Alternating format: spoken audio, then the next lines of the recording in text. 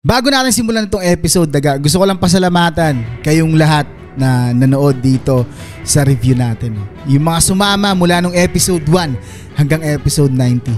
Congratulations sa inyo and sana napakaganda ng episode ngayong araw. Sana mabigyan talaga ng justice. And yun lang. Huwag na natin patagalin to. Sa first scene ng Voltes 5 Legacy ngayong araw mga daga, no? The last episode, The Liberation. Ito na, daga, no? Ito na yung napakatagal nating hinintay. Makikita natin dito mga daga, yung paglalaban ng dalawang magkapatid, no? Na si Steve at itong si Zardos. Dito mga daga, hindi ko na iisa-isahin yung mga gusto kong sabihin dito. Sabihin na lang natin kung ano yung napansin ko dito. Dito mga daga, napakaganda ng choreography. Yung slow motion effect sa tuwing tatalon sila, mas okay yun para sa akin. Bakit? Kasi kung ninormal nila yon daga, magmumukhang cartoons. Maganda yung talon kasi alam natin na may lubid yun. So sa pagtalon nila, mas maganda nga in-slow mo nila yung bawat talon para may konting emotion, may cinematic effect nga. Diba? At yung mga angle ng laban dito mga daga, talaga namang intense, no? Napakaganda tingnan. Ang ganda ng laban nito ni Zardos at ni Steve mga daga. Dito rin mga daga, no, alam din natin na sa anime, kaparehas din ito na ginawa ni Steve at ni Zardos doon sa anime. At maski nga kahit sinong Poncio Pilato pa mga daga ang makapanood nito, masasabi talagang they save the best for last. Grabe to daga. Ibang klase to, no? Alam niyo yun mga daga, yung sa paligid, ang daming nangyayari. Sa paligid, mayroon na mga nagsasabugan. Sa paligid, mayroon na nagpuputukan. Alam mo yun? Kaya sobrang grabing intense na to. Alam niyo mga daga, yung isa ko pang nagustuhan dito sa laban nila Steve at ni Zardos, yung sound, no, yung music na ginamit, napakaganda ng sobrang intense nun daga. Kaya sulit talaga yung panonood natin mga daga. Grabe to, sobrang grabe nito. At dito nga mga daga, makikita rin natin tong iconic scene. Dito yung iconic scene mga daga, grabe, parang nagbalik lahat talaga. Hindi mo maintindihan no? Kayo rin ba na nanonood ngayon mga daga, talaga namang tinamaan dito sa iconic scene na to. Nung nakita ko na itinaas ni Zardos yung kamay niya, alam ko na darating na si Ned Armstrong Kasi nga halos ganito yung itsura doon sa anime, no? So napakaganda, ang ganda daga, no? Dito pa lang sa tunog nito dito pa lang sa mga nangyayari nito, parang ano na yung dibdib ko, yung alam mo yung parang maluluha ka, yung parang na masaya ka, no? Na napanood mo uli yung paborito mong palabas. Hindi naman totally paborito, pero yung palabas na napapanood mo nung bata ka, napanood mo uli ngayon, 'di ba? Live action pa. Grabe to mga daga, iba yung naramdaman ko rito, promise. Dito sa habang binabanggit ni Rotgar dito o ni Ned Armstrong yung paliwanag niya patungkol dito kay Zardos, no? Kung sino ba talaga siya, no? At ano ba talaga niya itong si Zardos. Dito mga daga, naaawa talaga ako kay Zardos. Kasi parang nararamdaman ko siya Nararamdaman ko siya dito sa mundo, no? Na may ganito talagang nangyayari. Na parang pinaglalaruan lang tayo ng tadhana o pinaglalaruan lang tayo ng mundo, no?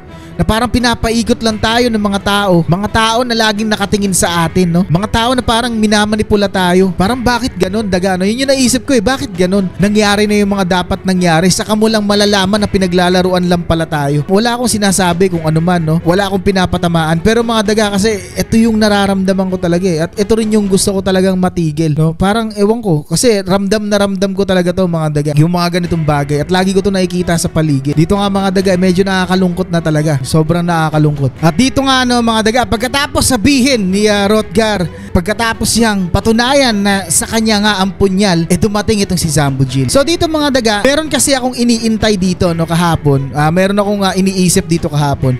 Iniisip ko talaga na itong si Zambujil ay makakatakas, 'di ba? At ang papalit ay si Xander. Yun na nasa isip ko talaga kahapon mga daga. Pero ngayon, halos na saan na tayo, malapit na maggitna, hindi ko pa rin nakikita si Xander. At itong si Zambujil pa rin ang nagpakita sa dulo, di ba? Kasi ang inisip ko si Zambujil mawawala tapos si Xander yung papalit. Pero hindi mga daga, no? Ginawa pa rin talaga nila yung iconic scene. Yung kaparehas pa rin sa anime. Alam natin na baka mamaya ipakita, hindi ko pa sure. Pero kung hindi ipapakita si Xander, isa lang ibig sabihin yan. Saan napunta si Xander? Dito mga daga, makikita natin na ito na nga ang katapusan ni Zardos, no? Dito sa scene na to. Wala na, ito na yun mga daga, yung last scene, no? Na paglalaban nila Steve. Sigurado ako dyan. Kahit hindi nangyari yung katulad sa anime na nahati yung lupa o yung tinutungtungan nila, naiwan itong si Zardos sa apoy. Pero dito nakita natin na nadaganan na siya ng malaking bato. So dito mga daga, alam natin na ito na nga ang katapusan niya. Grabe dito mga daga, no? Sobrang nalulungkot ako.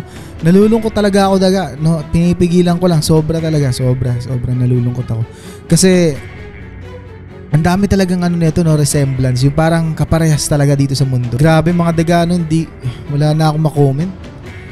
Ang ganda, sobrang ganda ng last episode na to. Dito nga mga daga, napanood ko na, tinapos ko na, no? Hindi ko na inalisan ng mata. So dito mga daga, ipinakita nga lahat. Si Judy at si Big Bird ay magkasama na. Si Mark umalis na. At itong si Steve ay sinabi na yung nararamdaman niya dito kay Jamie. Lalo na yung pag-alis ni Mark, no, mga daga, no, sobrang ganda din. Parang nakakalungkot din talaga. Kasi ang ganda rin ng mga pinakita dito ni Mark at saka yung mga samahan nila, no? Silang 5. Isang maikling ano na lang to mga daga, no? Isang maikling last review ko na lang to. Ito na yung parang pamamaalam natin sa isa't isa. Alam ko naman mga daga na yung iba sa inyo hindi na babalik dito sa channel na to, o yung iba sa inyo hindi na makakapanood kasi nga alam ko naman talaga na ito lang naman yung mga pinupuntahan ng tao rito. Kasi nga gusto nilang malaman o makita yung reaction ko o yung review ko patungkol dito sa Voltes 5 Legacy. Kaya nga sobrang pasasalamat ko talaga sa inyo daga, no? Maraming salamat talaga sa mga tao na sumubaybay, nanood, na kasama ako, nakinig sa review ko, nakisama sa live, 'di ba? So sobrang saya ko talaga mga daga. Sa loob ng 4 months or 3 months, no? 3 months to 4 months. Ang dami kong nagawang video, ang daming struggles, ang daming balakid, no, na nangyari. Pero hindi tayo tumigil. Dito sa last episode, gusto kong ihatid sa inyo yung pasasalamat ko talaga. Pero gusto ko lang talagang sabihin daga na sobrang saya ko. Achievement sa akin to. And napatunayan nitong Voltes 5 na kahit hindi ka sikat, kahit hindi mo kilala yung ibang tao na nanonood sa'yo, pagbubuklod-buklurin pa rin kayo. Ibang klase talaga mga daga, no? Pag meron kayong isang bagay na gusto at yung ibang tao rin gusto yung bagay na yun, hindi mo kailangan tanungin yung pangalan, edad, bigla na lang kayong mag-uusap. Kaya sobrang grabe to mga daga. Maraming salamat, no, sa mga nanood. Talaga sobrang salamat sa mga tao na nagla-like, sa mga tao na nag-share. Nagulat ako kasi nung tiningnan ko talaga yung analytics, may mga taong nag-share pala. So maraming salamat sa inyo. And ayun lang mga daga, ayoko nang pahabain pa. Magkita-kita tayo ulit. Kung gusto niyo pa rin akong samahan sa mga paglalakbay ko, kung gusto niyo pa rin akong samahan sa mga gagawin kong video, maraming salamat talaga. Sobrang salamat talaga daga. Ay. Dito ko na tatapusin daga. Hanggang sa susunod na video. Ako si Chad. Kita-kita tayo ulit. Peace.